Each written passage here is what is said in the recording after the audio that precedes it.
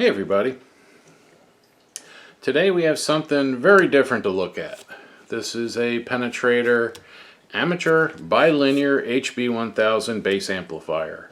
This is an amateur radio RF amp. Basically it boosts the output power of your radio depending on what type you have. It's 10 meter, 11 meter. I think this is good from 3 meter up to 30 meter. So I'm sorry, 3 megahertz to 30 megahertz. I think that's the bandwidth on it. I'm not an RF guy. The only reason I'm working on this is because the problem is not RF related. I understand the theory behind RF, but I don't have a spectrum analyzer and I don't have one of those bird watt meters with the slugs. Too expensive for my blood right now. But this was sent to me by someone on Facebook who I was talking to in the CB radio group. You can see the back here. You can see the radio goes in here. That's our input, that's our output, power cord fuse, and then we have 12 volt power out right there. And that's actually what I'm repairing. The 12 volt power supply on this board here has a regulator IC that went bad. But the main problem was that this UA723CN let the smoke out of one of its pins. The base, the driver pin that goes to the base of this transistor here, this TIP3055. This thing's a pretty cool design.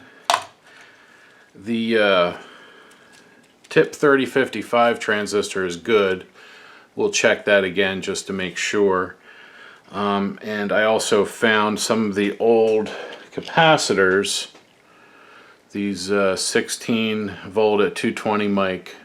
These were checking bad. They were very high ESR, and the bass on this one, oh wait, so you guys can see it was pushing out. I actually pushed it back in just to see how much it was pushing out, and you can kind of see the top. If I can get a good view for you guys, is kind of domed more than it should be. So they might be functional, but I just replaced them with some 220 and 25s. It's funny how much smaller they've gotten since this device was originally built. Same value, you know, just smaller. Then the other problem was when the owner got it, one of the switches on the front was damaged. They originally had these things on them. This is the switch for here. I temporarily put that blue switch in. We're going to switch that out actually. I got proper replacements. I just had this one. I just wanted to see if that would work. Or if he really wanted to save some money, I was going to use that one because that one's cheaper than the replacements I got. But fortunately the owner said, no, fix it right, put the right stuff in. So I have original replacement switches. They just don't have these super long bat levers on them, so not a big deal. And then there's the old one. That's the one that was broken. The lever that was on there, actually the owner taped it to the top here, so that's the piece that broke off of the original switch. So we don't need that anymore. Oh, and you can see the skid mark from the chip that went bad originally. Let's see, put that cover back on the ground, get that out of the way. So first things first, let's check that TIP3055 again and make sure that it's 100% good. Set the meter there. And this is just a normal transistor, so base collector emitter. I think it's PNP. Let's see. Yeah, or NPN I mean. So 0.556 from base to collector, and base to emitter 0.557. 556, 557.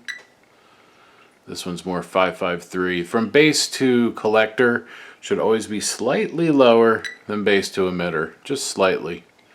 And that looks good. Let's see, I don't know if I can do a leakage test because there are some resistors and stuff, so I may end up reading through those, but let's see. We'll go to the base again.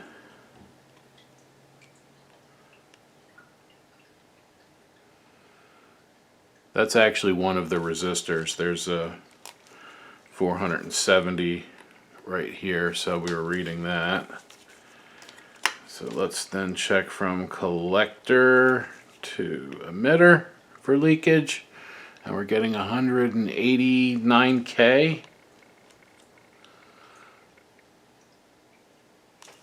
That would be, I got that big resistor, which is I don't know what that is. It's a big mama though. Let's see. So that's probably, yeah, like a half ohm or something. So we're reading through the circuit there, but this seems to be fine. These resistors checked out. The way to know, or the way I tell at least, if an in-circuit resistor is good is I read it both directions, and it should be close-ish. Yeah, that one's actually the same. So that's one way I can tell. Let's also check this 1N004. This is power to the chip.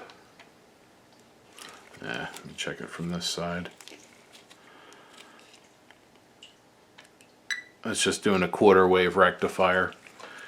So it's an interesting circuit. The mains power comes on there, energizes the transformer. Transformer has a few wires coming out. That's our primary on that side. This is the secondary. So we have this wire here going to the positive on the capacitor. And then we have these two other wires going to this thing down here. I don't know what that is, actually. I want to say it's some kind of diode. Let's see. Oh, I can see a part number on it. It is a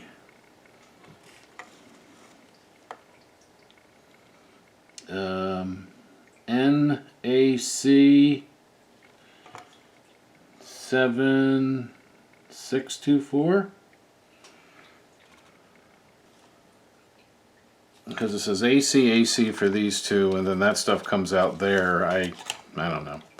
But we have another wire coming off of that, which feeds into this board and goes into that diode. One sec, let me double check that part. Alright, so I kept looking that up, and I can't figure out what that part is. I think it's diode. It might be some kind of filter. These bottom, this area is definitely grounded, and then it says AC on there. Here's actually I'll show you guys a good picture of it. That's it right there.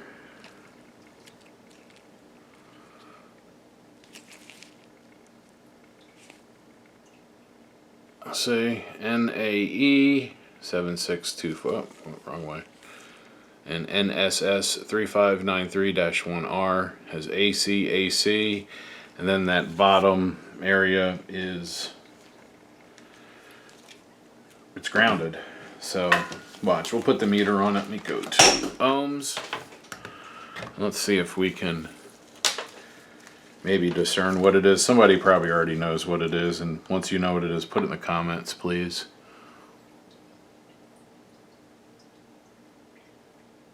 So from ground to that pin, it's rising. From ground to this pin, same thing. If I go across, I should be reading the transformer, and I am. So if we go from positive side of the cap to here, we should also be reading through the transformer, and we are. And from ground to there, we're probably reading through the capacitor to a degree. Let's just...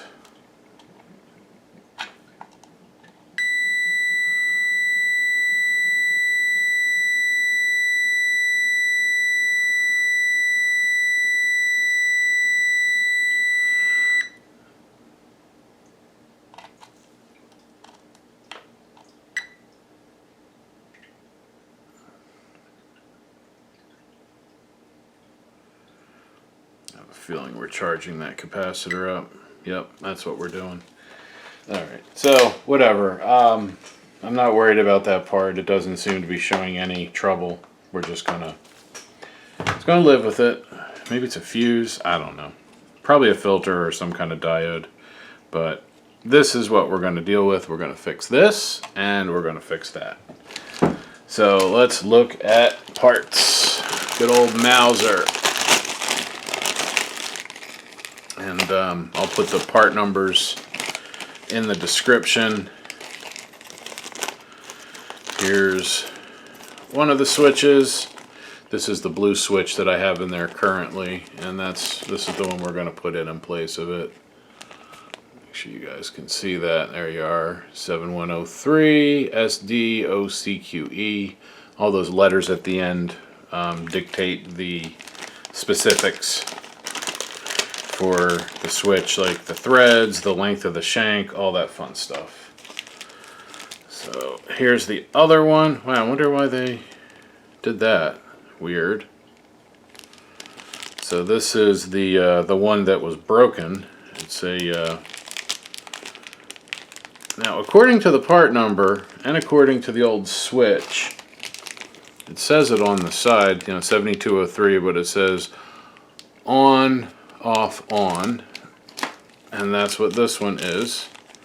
7203, and then on, off, on. So hopefully that center being off is correct. Just seems weird to me.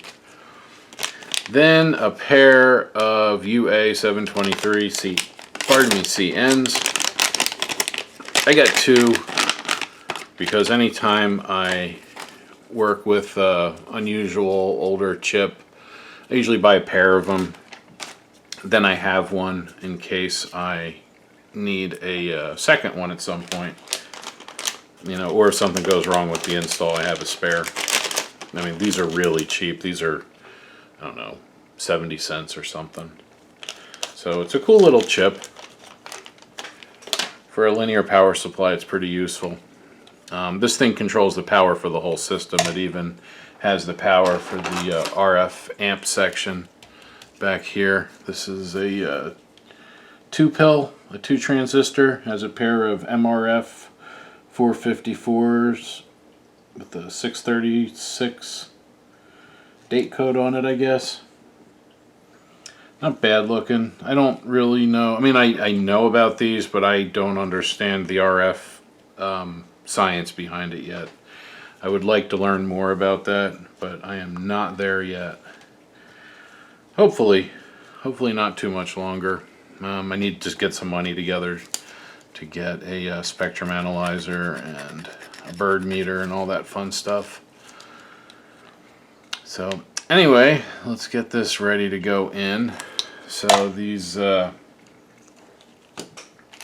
did I put the chip that burned up? Actually, let me organize real quick. So that chip, let me zoom in a little bit for you guys. So that chip's going to go here. Pin 1, you can kind of see, it's not really showing up on camera too well, but there's a little black dot on the board right there. It's kind of, yeah, you can probably see it all right. That's where pin 1 points. So this should fit here. I don't have a pin shaping tool for these, so yeah, I'm gonna have to do it manually. The pins are bent outwards a little bit, so I need to bring them in a hair. There's actually a tool for doing this, but I don't work with these very often, so I don't really see a point. But I think what I might do is go on eBay or Marketplace and see if anybody has a used one, an old one that they're not using. Because I'd spend some money on one, but not much. There we go. Chip is in, push down, yep.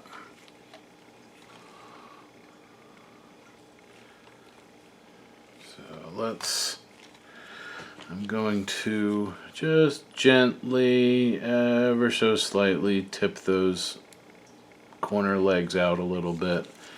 Now these two ends are not connected to anything, so they're just going to float. Of course, the pads pulled right up when I desoldered because this old sort of board that'll happen to. Alright, let's fire up the iron. Let's get some solder ready. We'll solder that guy in, and then we'll reconnect everything to here. And we'll fire it up, and we should have 12 volts on those two contacts on the back. And, oh wait, actually before we do that, we'll change the switches out. Do this front board. Let's see, do I have, oh, just about. Just waiting for this to get up to temperature. Let's see, will this hold it from flipping around? Yeah, that'll work. I have a bracket for holding this board, but it won't fit in the camera. So, we'll do it this way.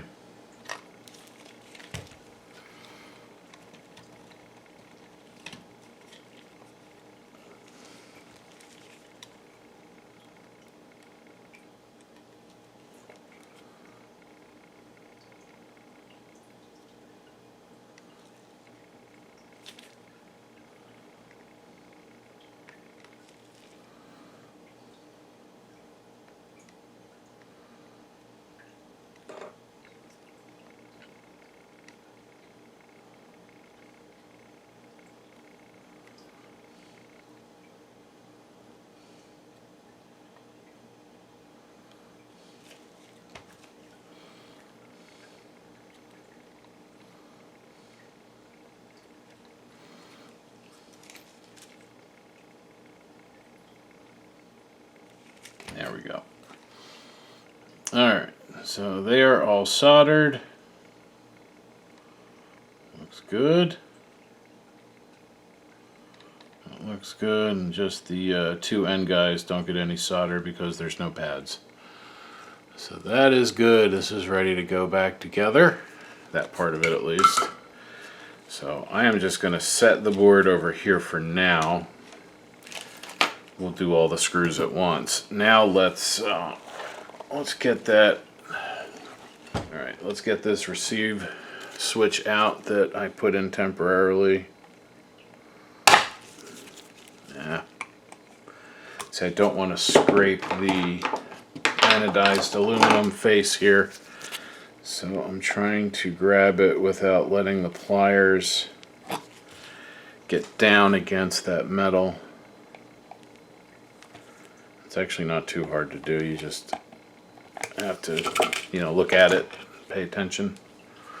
Alright, now just push on the LEDs a little, and then that drops out. Alright, and then to hold the board, I have some of these magnetic helping hands. These things are great. We can, let's see, heat sink, that's aluminum. Oh, we'll use the transformer. Yeah, perfect. So the transformer will be the spot to hold the board. So let's see, we'll go that way, snug that down a little, and let's grab the board. Yeah, and we'll move it so you guys can see it a little better. Alright, so now I need to take out the switch that I put in the other day when I was troubleshooting. Unfortunately, I didn't have my camera that day, so I was unable to record that stuff, but I went over everything. There really wasn't much troubleshooting aside from looking at it and seeing the burnt chip and the burnt chip and that the broken switch. Let's see, will that up? Nope. Let's see, that one is loose. And there we are. Alright, so I got that switch out. And I will keep that switch. It's a perfectly good switch. It's just not the original kind. I really wanted to keep this device as original as possible.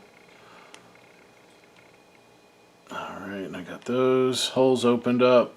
Those are ready.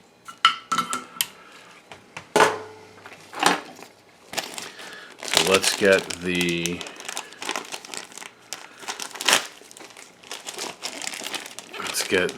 single pole double throw ready. Got all kinds of hardware. We'll get to the hardware next. Let's get this in. Yeah, much better. The blue switch had wire lugs on the back to be soldered to instead of through hole pins like this one.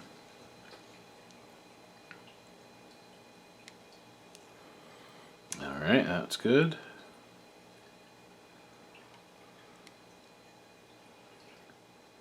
Nice. Alright, that one's in. Beautiful. And now let's get the other one that was broken, which is right here. Keep the hardware there.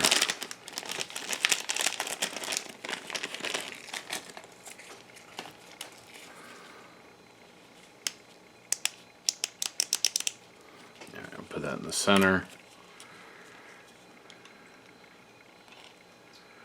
And these will push through. There we are.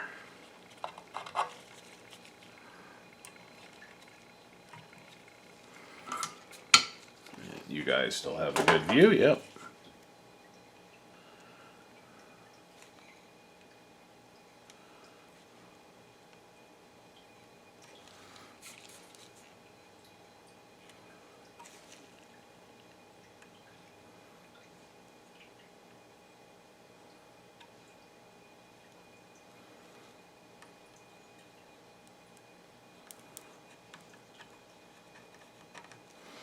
Alright, that's good. A little bit of solder splash there, but that's alright. We got it. That looks a lot better. I am happy with this. So let's move my helping arm out of the way. Let's get this kind of over here so you guys can see it. Let's set that in. The diodes actually sort of help hold it. They let you push it in. It's got to come through a little more because I can't quite get the threads through. Is that shorter? Can't be. That's right. Is that out further? No. I think I just need to push a bit more.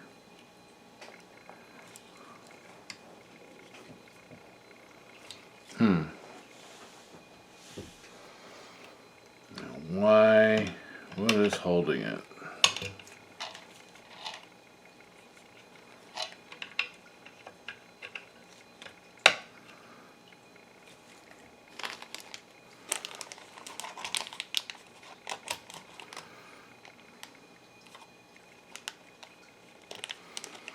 See, they even have a nut on the back of that. So what did I do wrong? Did I push the switch in too far maybe?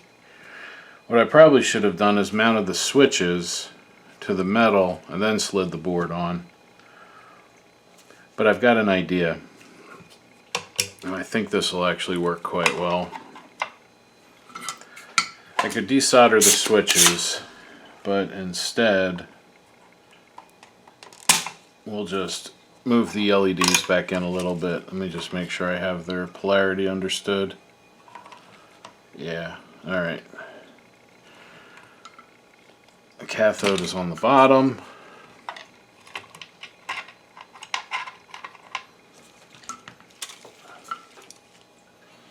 So that's what I'll do. We'll shorten the LEDs up a little, and that should do it just fine. Let me get my little helper back here. And I will say this would be a heck of a lot easier if I didn't have to record it. But that's fine. So what we're going to do is I'll set the LEDs in place,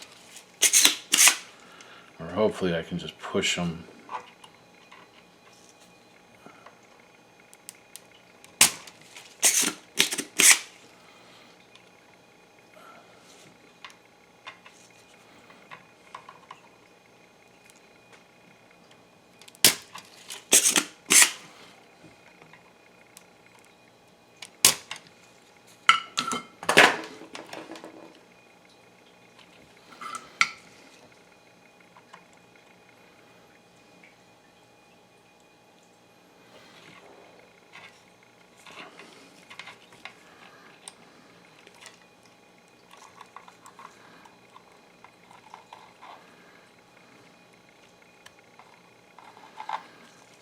See, I'm pushing the LEDs through a little more.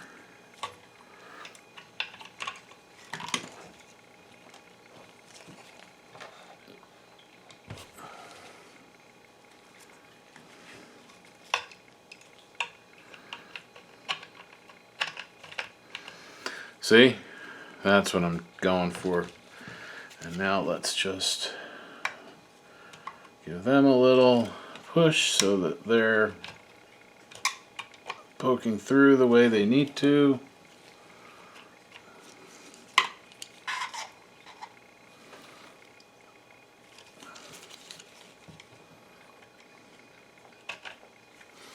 Alright, that's good. Now, let's see if I can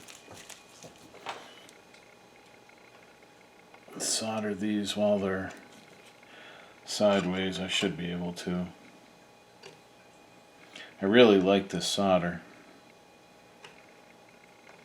I still use my Kester, but this other stuff, I gotta say, it's impressive. Alright, that's good. Alright, let's pull that back out now and make sure that I got everything soldered, and then we'll trim the yeah, I need to touch that up a little. It held everything in place. I got everything to solidify.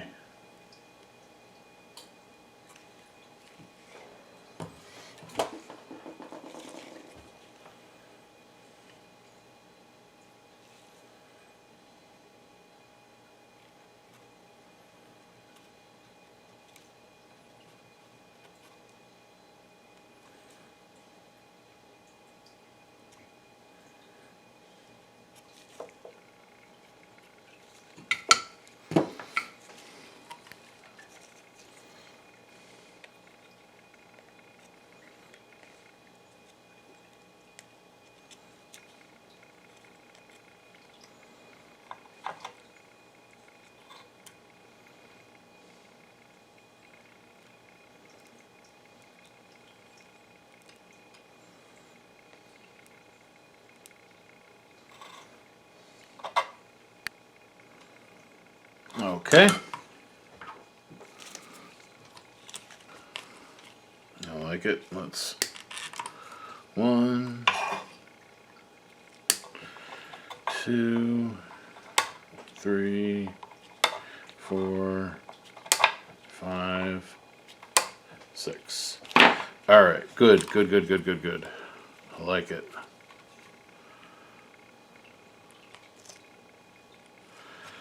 All right. Let's slide that back in.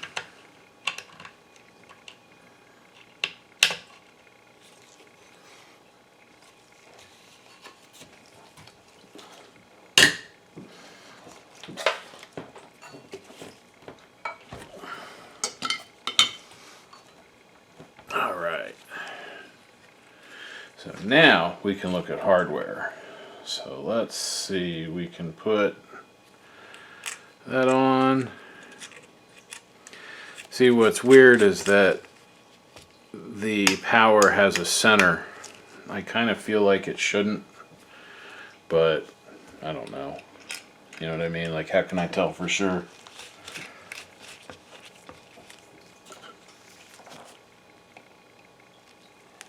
And then we'll do the same thing here that I did taking it apart, but in reverse. I'll run these in until they're tight.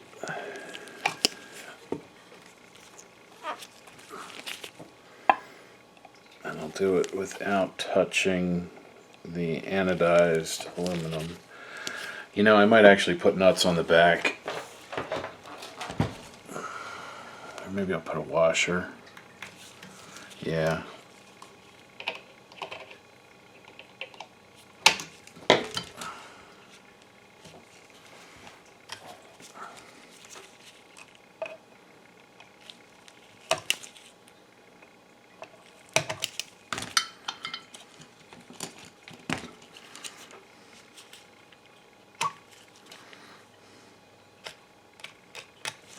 There we go.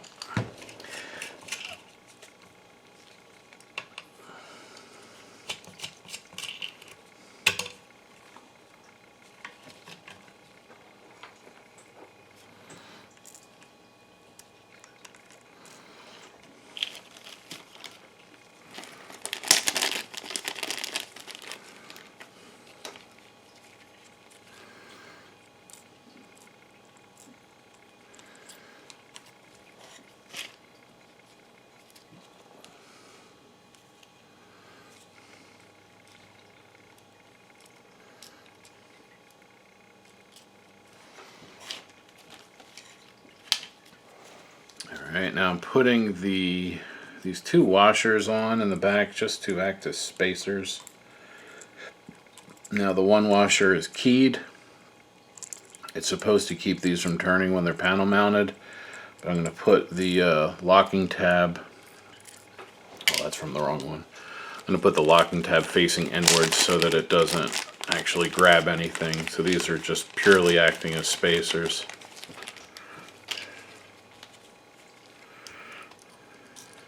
Alright, let's see how that looks this time. Yeah, I like that.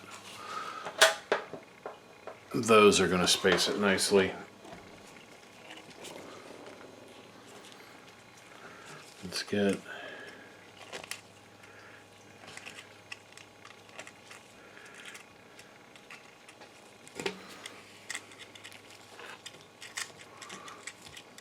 come on.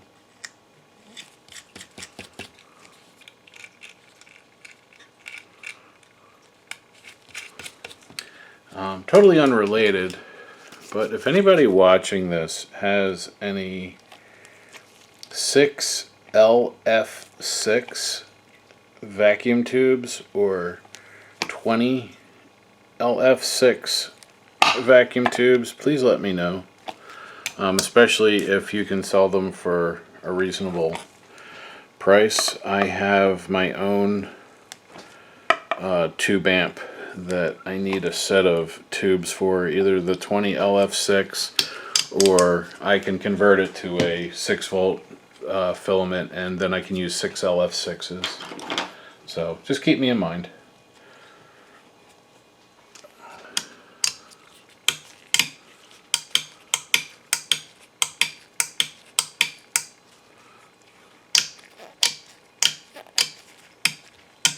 Beautiful. I like it.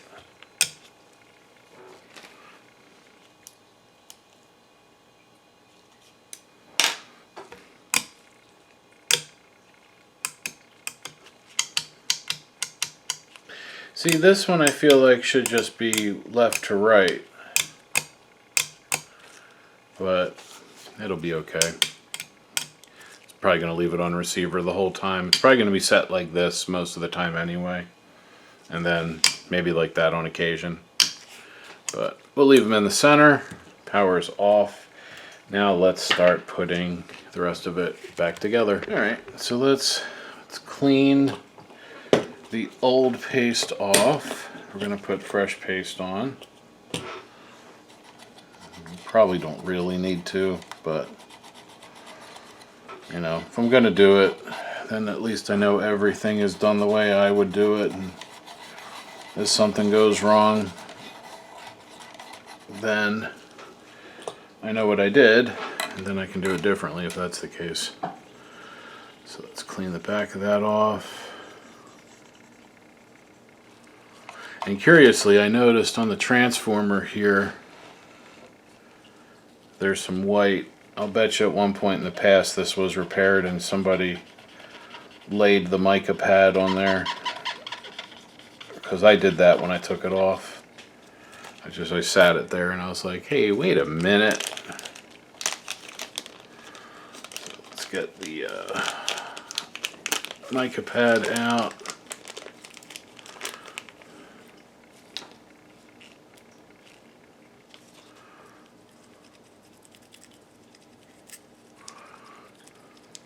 Clean that side, and then the other side.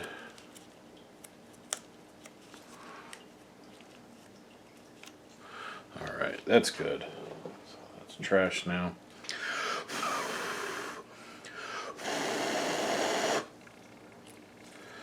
Alright, so let's get the heatsink paste.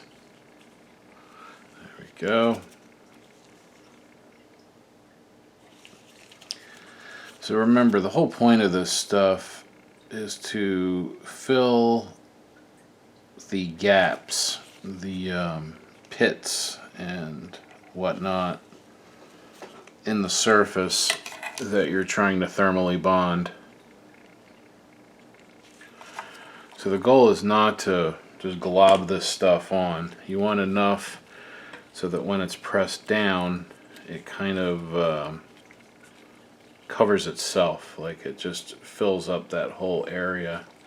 So you see when I push that down, it more or less covers the whole back. That's what we're going for. And we have a screw with an insulator. Keeps that collector isolated from the metal that we're going to screw this into. Let's see if I can get this from an angle. Actually, I think I can start it with this guy. I took it out by using a screwdriver on an angle.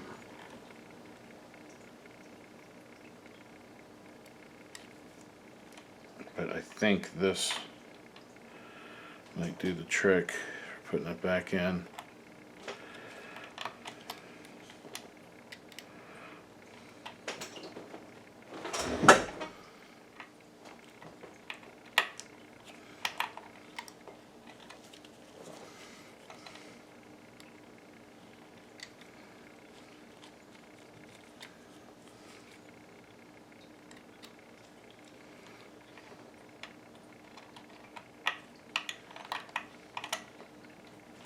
Dang it.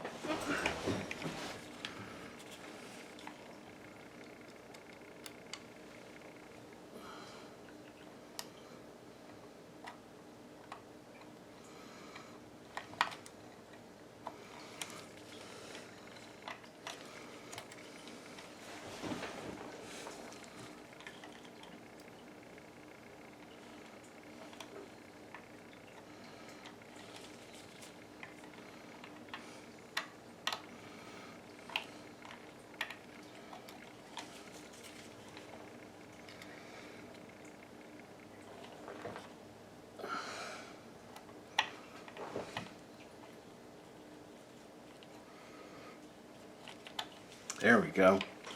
Just getting that started was a real chore.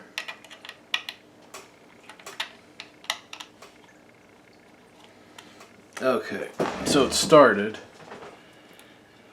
but there's a second screw that holds the board. That's this guy right here. So before I tighten down the power screw, I want to get that board straight so that the mica doesn't twist on itself. There we go. Let's get this one through its standoff, and there we are. And this one I'm pretty sure I can get on an angle. A little more convenient, yeah.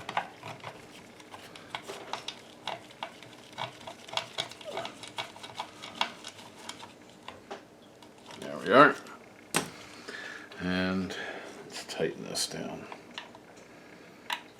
And then we're going to verify that the collector, that mica pad, I can see it, it didn't move. But we're going to just, there we are, nice and tight.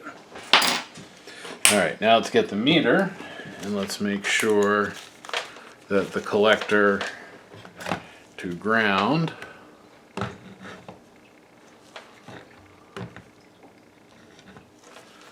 Alright, so let's see, ground, good, and let's see, collector, reading through the capacitor, emitter, nothing, base, nothing, or 10K. So that's good. I think we are essentially finished. We do have to reassemble the case, but electrically I think we're good. So what I'm going to do next is let's plug it in through a isolation transformer. I'm going to clean this end up a little too, so be right back. Connect it up here, 13 volts. That's what we should have. That's good. And we got LEDs on the front.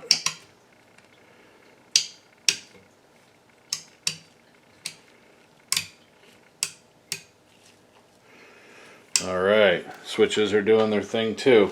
So that's really good. This thing's fixed.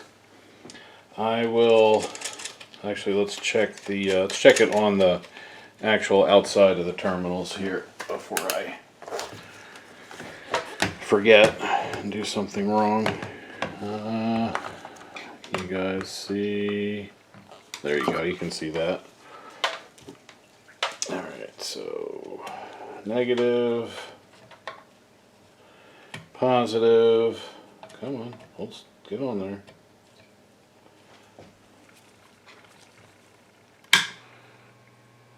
Oh yeah, awesome. Beautiful. Transformer's humming away the way it should. That's great. Alright, I'm going to put some screws back in the top, and you can call this thing good to go. Turn off my soldering iron. Unplug it from the isolation transformer.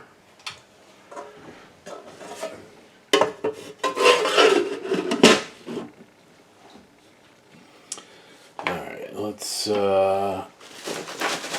set it on its side.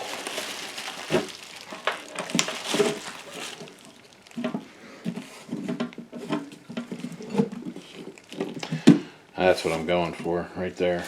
Alright. I can't wait to have my new work area ready. I am actually working in my dining room at the moment, which has been temporarily changed into a shop because my basement is all torn apart, or my workshop area of the basement at least is all torn apart because I'm creating a new work area where I can do more electronic stuff that I can record. My original space was not really any good for recording. It was great for working, terrible for recording. So now, hopefully, in a few weeks, I will have a better space to record more electronic repairs, projectors, amps, everything. I'm going to be doing a lot more stuff than I used to. The projectors are fun. I'm going to keep doing projectors, but I really want to show more of my skill set. And I can do that through the videos. Looks like I need to find one more screw. This did come short one screw, which isn't a big deal. I'll probably even just skip it, but you know, I want it to look better when it gets back to him than it did when it got here. So I'm going to go find a screw. I'll be right back. 1,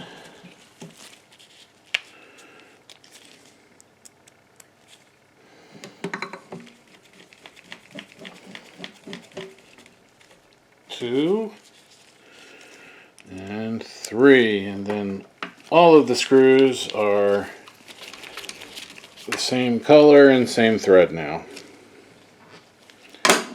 So this was an extra that was in there, so I will include that back with all of his parts. So putting all the parts that I changed in here, that way the owner has a record of everything that was done.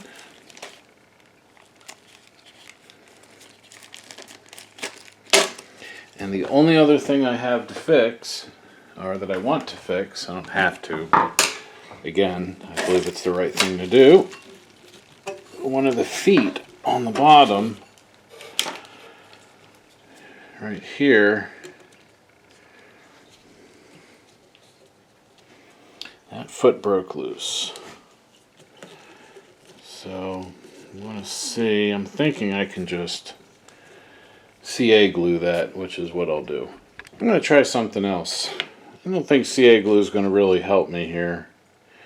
I need something a little more, I don't know, it's going to be kind of globular to help lock that in. So I think what I'm going to do is literally just squirt a bunch of hot glue, hot melt, down inside that hole. And when that cools, that should just lock that back together and keep that from popping off. This one back here looks like it's starting to do the same thing, so I'll hit that one too. So I'm just going to let this warm up and then I'll be back. There, I got the hot snot gun ready. Let's see if my idea works. Because as much as I love CA glue, for this I feel like the hot snot will be better. I like how that acted. So let's see. There we go. I think that'll do it. Yep. That'll do it. So there we go. That is how you repair the 12-volt power supply and broken switches in a older penetrator amateur bilinear HB-1000 bass amplifier. So if you have any questions about your penetrator amateur bilinear HB-1000, go ahead and stick it down in the comments. If it has anything to do with RF, don't waste your time. I won't have an answer for you. But maybe somebody else does actually. So you know what? Yeah, go ahead and put your comments down there. All your comments. Tell me how great I am. All that fun stuff. But really, if you got this far in the video, consider hitting that subscribe button down there. It helps me out and doesn't cost you anything. And hit the like button if you found this video remotely interesting. It'll help with the algorithm. But most importantly, as always, thank you for watching.